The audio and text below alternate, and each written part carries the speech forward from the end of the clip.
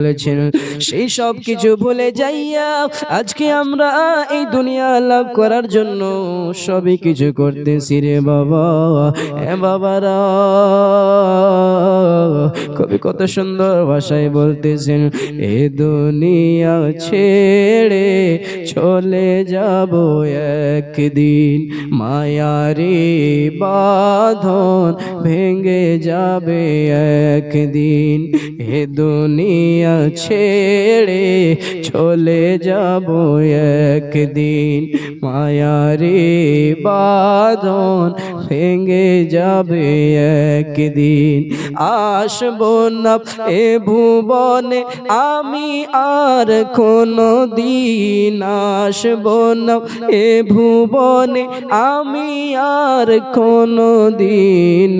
দুনিয়া ছেড়ে চলে যাব একদিন, হে দুনিয়া ছেড়ে চলে যাব একদিন।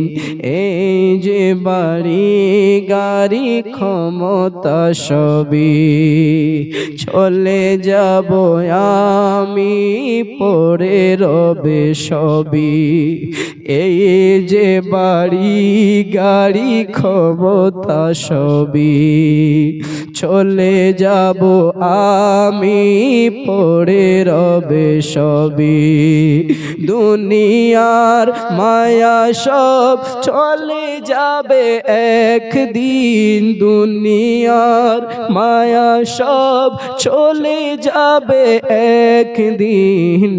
দুনিয়া ছেড়ে চলে যাব একদিন, মায়ারে বাঁধন ভেঙে যাবে একদিন।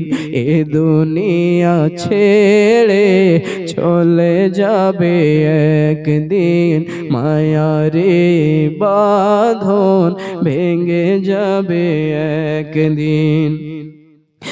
অবশেষে পরপারে দিতে হবে পারি, অবশেষে পরপারে দিতে হবে পারি। আধার কবরে রব একাকী আমি, আধার খবরে রব একাকী আমি।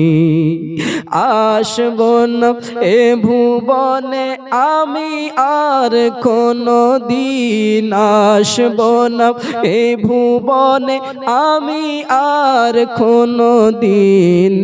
দুনিয়া ছেড়ে চলে যাব একদিন, মায়া বাঁধন ভেঙে যাবে একদিন।